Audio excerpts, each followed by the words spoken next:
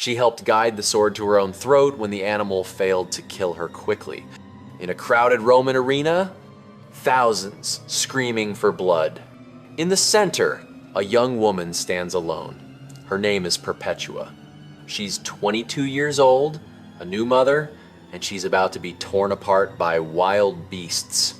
Her crime? Refusing to burn incense to the Roman gods? As the gates open and a maddened cow charges toward her, she doesn't run. She doesn't scream. Instead, witnesses say, she smiled. This is March 7th, 203 AD, and this moment, this incomprehensible act of defiance, is just one thread in a story that would topple the greatest empire the world had ever known.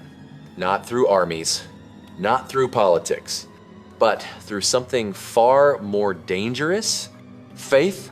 Before we understand how Christianity conquered Rome, we need to understand what it was conquering. Rome in the first century wasn't just powerful, it was divine. Jupiter protected the city. Mars guided Roman legions to victory. Venus blessed the people with prosperity. Every home had household gods, the lairs and penance. Every crossroad had a shrine. Religion wasn't separate from daily life. It was daily life. The emperor himself was Pontifex Maximus, the chief priest. To refuse the gods wasn't just heresy. It was treason. Imagine walking through Rome's Suburra district around 65 AD. The streets are narrow, filled with the smell of cooking oil and unwashed bodies. You notice something strange. A diverse group, maybe 30 people, slipping quietly into a basement apartment, a wealthy merchant's wife, 2 slaves, a Jewish tent maker, a Greek philosopher, a prostitute. What could possibly bring them together? If you followed them down those stairs, you'd hear something chilling. They're calling themselves brothers and sisters. They're talking about eating flesh and drinking blood. They're worshiping a man executed as a criminal. A man they claim rose from the dead.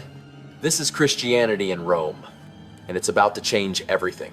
Jerusalem, around 30 AD.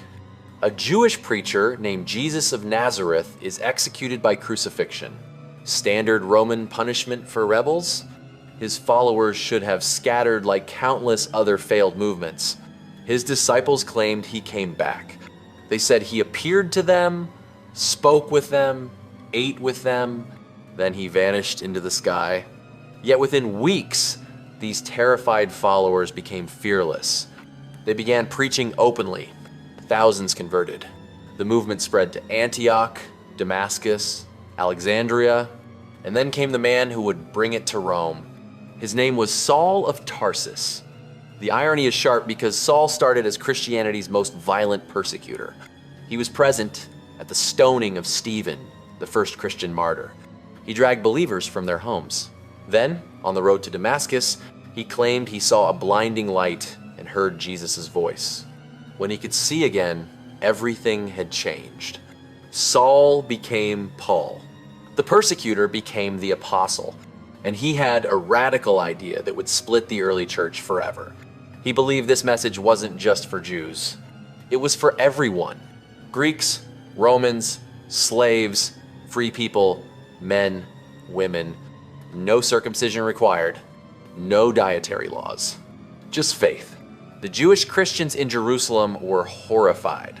Led by James, Jesus' brother, they insisted new converts must follow Jewish law. The debate almost destroyed the movement, but a compromise was reached at the Council of Jerusalem around 50 AD. Gentiles could join without becoming Jews, but they had to follow basic rules. No food sacrificed to idols. No sexual immorality. No consuming blood. Paul took this permission and traveled thousands of miles, planting churches across the Mediterranean. And, inevitably, his journey led him to Rome. Rome was the center of everything.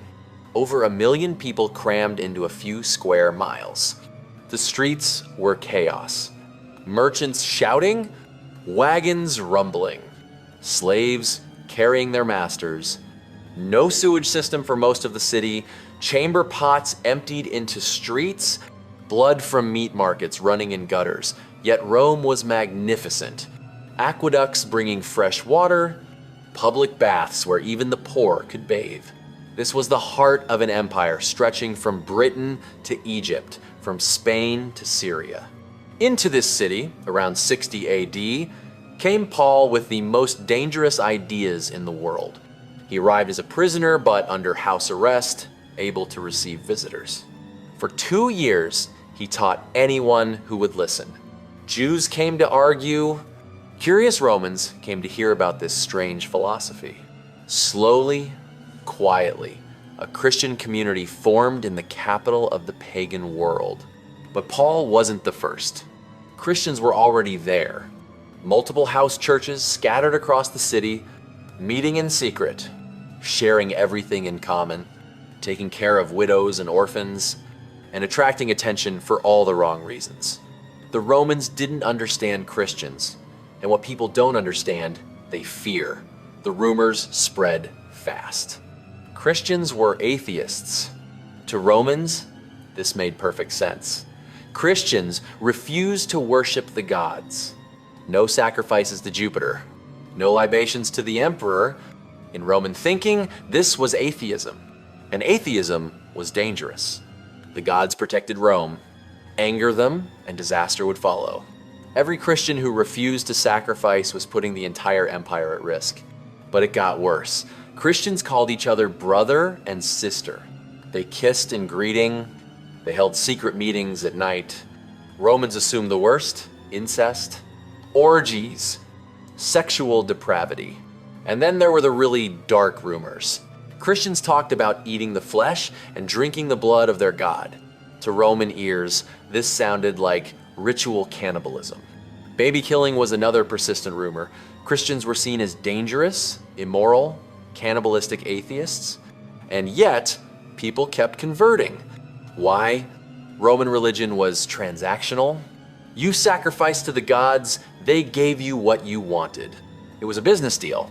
There was no promise of afterlife, no moral framework, no personal relationship with the divine. The gods didn't love you. They were powerful and dangerous. You kept them happy, so they'd leave you alone. Christianity offered something radically different. Personal salvation. A God who loved you individually, who knew your name, who died for you specifically. This was intoxicating, especially to people at the bottom of society. Slaves made up perhaps a third of Rome's population. They were property, not people. Roman religion offered them nothing. Christianity offered them dignity, told them they were children of God, equal to their masters in heaven, promised them that in the next life, the first would be last and the last would be first. Women flocked to Christianity in huge numbers. This terrified Roman men. Christianity treated women as moral agents. Women could be baptized, prophesy, teach, host churches. Paul's letters mention women like Phoebe, a deacon, and Junia, an apostle. For wealthy women trapped in loveless marriages, Christianity offered purpose. For poor women, prostitutes, widows, it offered hope. Christian communities took care of their own. If you were sick, Christians would nurse you at risk to themselves. During plagues, when Romans fled cities, Christians stayed and cared for the dying. If you were poor, Christians would feed you. This was systematic, organized care for the weakest members of society. It was revolutionary, and it created intense loyalty. People who'd been saved from starvation didn't abandon their faith when persecution came. They chose death instead. July 18th, 64 AD, Rome is burning. The fire started near the Circus Maximus. For 6 days, it raged. 3 of Rome's 14 districts were completely destroyed. Hundreds of thousands lost their homes. Emperor Nero was away when the fire started. He rushed back and organized relief efforts, but rumors started anyway. People said Nero had started the fire himself to clear land for his new palace. Nero needed a scapegoat. He found one in the Christians. The Roman historian Tacitus described what happened. Nero blamed the Christians and inflicted the most exquisite tortures on them. They were covered in animal skins and torn apart by dogs. They were crucified. They were burned alive, used as torches to light Nero's gardens at night. Even though they deserved punishment, Tacitus notes, people began to pity them. They were being destroyed to satisfy one man's cruelty. This was the first major persecution. Paul and Peter were likely among the victims. Tradition holds that Peter was crucified upside down. Paul, as a Roman citizen, was beheaded. The persecution was brutal but localized, and it backfired spectacularly. Martyrdom creates martyrs, and martyrs inspire conversions. Every Christian who died praising God, who forgave their executioners, made Romans ask questions. What gave them such courage? The blood of the martyrs became the seed of the church. For the next 2.5 centuries, being a Christian in Rome was illegal. The persecution came in waves. Under some emperors, Christians were hunted and killed. Under others, there was a don't ask, don't tell policy. The persecutions under Decius in 250 AD and Diocletian in 303 AD were the worst, empire-wide, systematic, designed to eliminate Christianity entirely.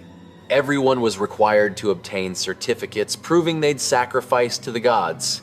Churches were destroyed. Scriptures were burned. Clergy were arrested, tortured, executed, and this created a crisis. What do you do about Christians who renounce their faith to save their lives? The ones who burned incense to the emperor, then wanted back in when persecution ended? They were called the lapsi, the fallen ones. Some Christians said they could never be forgiven. Others said the church should be merciful. This debate created the Donatist schism in North Africa, a split that would last for centuries. Despite everything, Christianity kept growing. By the early 300s, perhaps 10% of the Roman Empire was Christian. The church had developed a clear hierarchy. Bishops in major cities, priests in local congregations. They had agreed upon scriptures. They had martyrs whose stories inspired millions, and they had the attention of an emperor who was about to change everything. October 27th, 312 AD, the Milvian Bridge, just north of Rome, two armies face each other. On one side, Maxentius, emperor of Rome, with superior numbers. On the other, Constantine, invading from Gaul, outnumbered and desperate. According to Constantine's story, he saw something in the sky the day before the battle. A cross of light above the sun. Written in Greek, "In this sign, conquer." That night, Christ appeared to him in a dream. He was told to mark his soldiers' shields with the Chi, the first 2 letters of Christ's name in Greek. Constantine did. The next day, he won. Maxentius drowned in the Tiber. Constantine entered Rome as sole emperor. And he remembered his vision. Was Constantine's conversion genuine? Christians of his time believed so. But Constantine's actions tell a complex story. He wasn't baptized until his deathbed 30 years later. He continued to use pagan imagery on coins. He maintained the title Pontifex Maximus. He executed his eldest son and second wife. Some historians think Constantine was a genuine convert who moved slowly. Others think he was a pragmatist who recognized Christianity's political usefulness. Christians were organized, disciplined, loyal. They made excellent supporters. Whatever his motives, Constantine changed everything. In 313 AD, he issued the Edict of Milan. Christianity was now legal. Property confiscated during persecutions would be returned. Christians could worship openly, build churches, hold public office. The effect was immediate and dramatic. Churches emerged from hiding. Bishops became powerful political figures. The cross became a sign of imperial favor. Constantine funded church construction across the empire. The original St. Peter's Basilica. The Church of the Holy Sepulchre in Jerusalem. He exempted clergy from taxes. He made Sunday a public holiday. And he got involved in theological disputes, calling the Council of Nicaea in 325 AD to settle the Arian controversy. Arius, a priest from Alexandria, taught that Jesus was created by God the Father and therefore subordinate to him. Not quite God, more like the first and greatest creation. This made philosophical sense. How could God die on a cross? But the Bishop Athanasius argued this undermined Christianity. If Jesus wasn't fully God, his death didn't redeem humanity. Only God could save humanity from sin. Therefore, Jesus must be fully God and fully human. At Nicaea, 318 bishops from across the empire gathered. Constantine presided. Arius lost. The Nicene Creed was formulated, stating clearly that Jesus was of one substance with the Father. Arius was exiled, but Arianism remained popular, especially among Gothic tribes. It would take decades before Nicene Christianity became orthodox. Constantine's conversion legalized Christianity, but it remained one religion among many. Pagans still worshipped freely. This would change under his successors. Then came Julian the Apostate, who tried to reverse everything. Julian had been raised Christian, but secretly converted to paganism. When he became emperor in 361 AD, he reopened pagan temples and tried to marginalize Christianity. He even attempted to rebuild the Jewish temple in Jerusalem to prove Jesus' prophecy wrong. The project failed when fires broke out in the foundations. Julian died fighting the Persians in 363 AD, only 2 years into his reign. With him died the last serious attempt to restore paganism. The next major emperor, Theodosius I, sealed Christianity's triumph.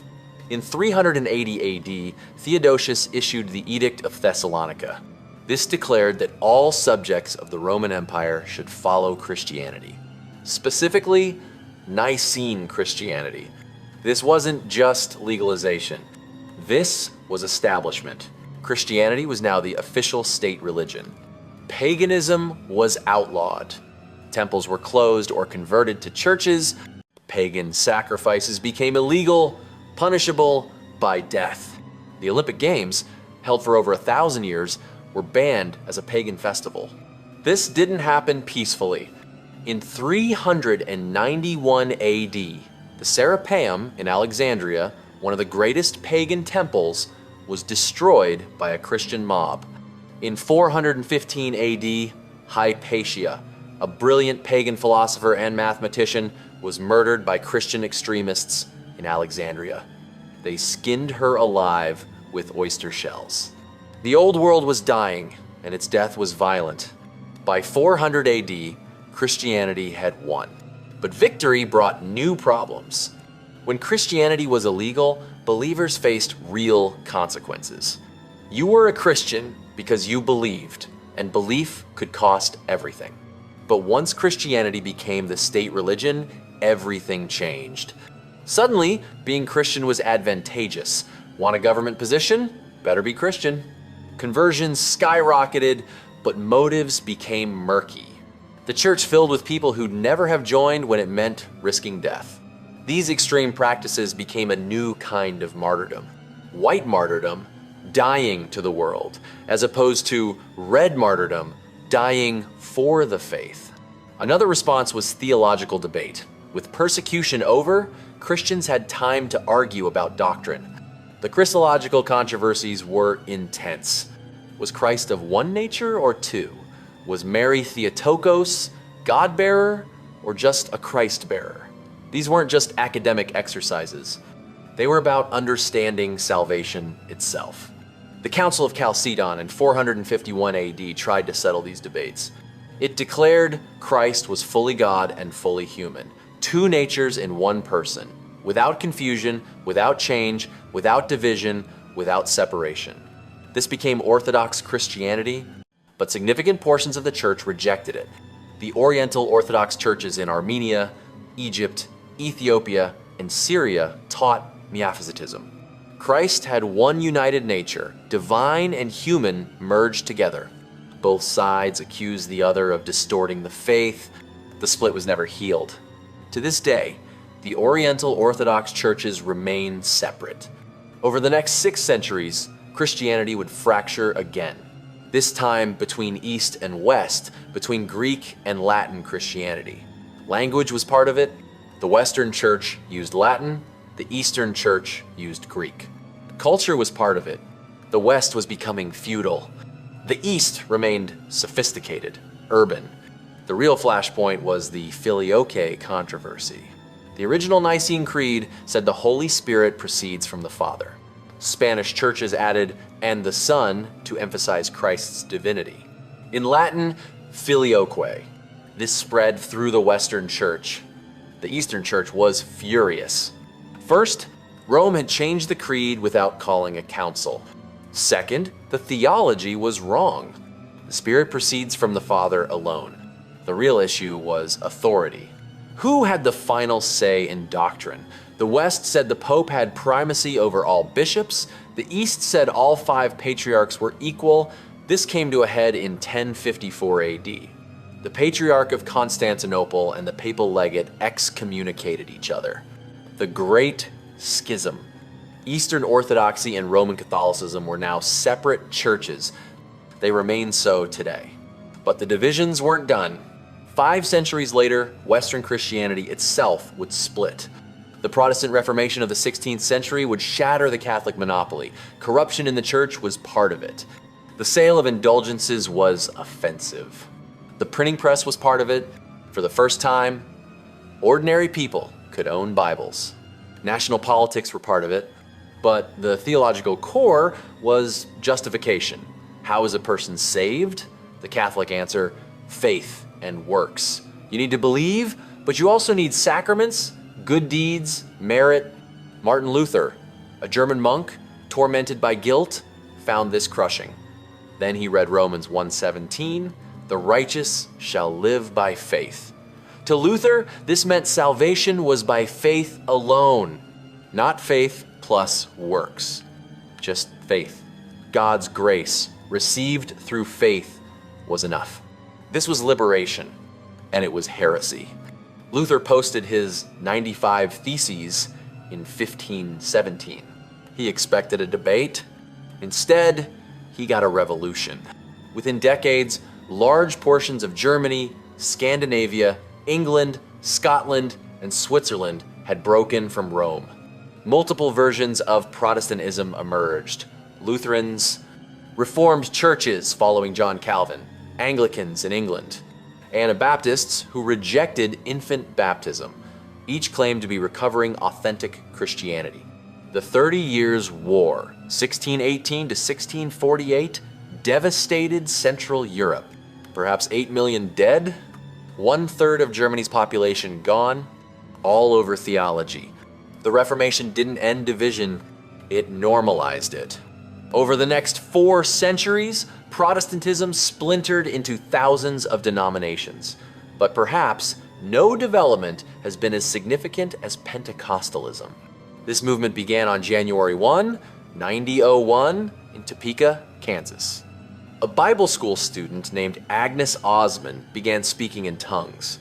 Glossolalia, ecstatic speech believers interpreted as the language of angels. The teacher, Charles Parham, taught that speaking in tongues was the necessary evidence of baptism in the Holy Spirit. It was a return to the book of Acts, when the Spirit descended on the apostles at Pentecost. The Azusa Street Revival in Los Angeles, 1906 to 1909, turned Pentecostalism into a global phenomenon. Led by William Seymour, an African-American preacher, the revival attracted thousands. Black and white worshiped together, radical for the segregated South. People reported healings, prophecies, visions.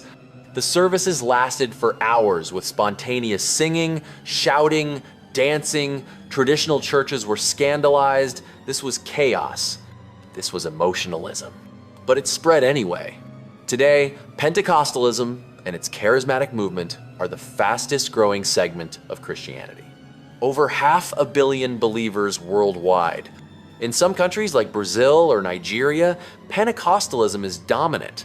Pentecostalism has also created new divisions. Pentecostals versus traditional evangelicals. Charismatic Catholics versus traditional Catholics. Prosperity gospel preachers teaching that faith brings material wealth versus those who see this as heresy. So what happened? How did a small group of Jewish believers become the world's largest religion? And how did that unified movement become thousands of competing denominations? Jesus dies around 30 AD. His followers claim he rose. Paul converts and opens the movement to Gentiles. Christianity reaches Rome by the 42nd AD. For 3 centuries, it's illegal, persecuted, but growing. The appeal is powerful. Salvation, community, dignity for the marginalized, hope for the suffering. Constantine converts in 312 AD. The Edict of Milan legalizes Christianity in 313 AD. By 380 AD, it's the official religion. But success brings problems. Theological disputes become urgent when you're writing laws. The councils attempt to define orthodoxy. Each clarifies some points but creates new divisions. The Oriental Orthodox split after Chalcedon. The Great Schism of 1054 divides East and West. The Protestant Reformation shatters Western unity. The process continues. Why? Because Christianity makes universal truth claims. If you believe Jesus is the only path to salvation, if you believe the Bible is God's word, if you believe doctrine matters for eternity, then getting it right is everything. You can't compromise on truth. Rome gave Christianity power, but power corrupted the simplicity of the early church. Rome gave Christianity universal reach, but universality brought diversity that created different expressions of faith. The persecuted church was unified because survival demanded solidarity. The imperial church could afford to fracture. There was room for everyone. If you didn't like one bishop's teaching, find another. If you didn't like the Catholics, become Orthodox. If you didn't like the Orthodox, become Protestant. If you didn't like the Protestants, start your own denomination. And here we are, 2 billion Christians worldwide, thousands of denominations, all claiming to follow a Jewish carpenter who left no writings, founded no institutions, commanded no armies, a man who said the greatest would be the servant of all, who said to love your enemies, who said his kingdom was not of this world. So we return to where we began, Perpetua in the arena. Choosing death over a simple act of emperor worship? Would she recognize modern Christianity? The cathedrals, the wealth, the political power, the endless divisions. Would she see a faith that conquered Rome or a faith that Rome conquered? Both. Probably, because the story of Christianity in Rome is a paradox. It's the story of how a message of self-sacrifice became an empire. How a community of love became an institution of power. How a unified movement became fractured into thousands of pieces. But it's also the story of survival against impossible odds. Of ordinary people doing extraordinary things. Of ideas powerful enough to reshape civilization. Perpetua died in that arena, but her story survived. Her words survived. "This is what I am," she wrote, "and this is what I will be tomorrow and forever." That certainty, that unshakable faith, is what transformed Rome. Not theology, not church councils, not imperial decrees. Faith. And perhaps that's the real lesson. Institutions divide. Doctrines create conflict. Power corrupts. But faith, the kind that makes a young mother face wild beasts with a smile, that kind of faith changes the world. Whether you believe the story or not, you have to admit it's remarkable. A banned cult conquered the greatest empire in history. Not through violence, through martyrdom, through service, through an idea that refused to die. From the catacombs to the throne, from Perpetua's arena to Constantine's palace, from 12 frightened disciples to 2 billion believers. That's the story of Christianity and Rome. And whatever else you can say about it, you can't say it's boring. Thank you for watching this historical overview. If you're new here, kindly like this video and subscribe for more fascinating facts about history.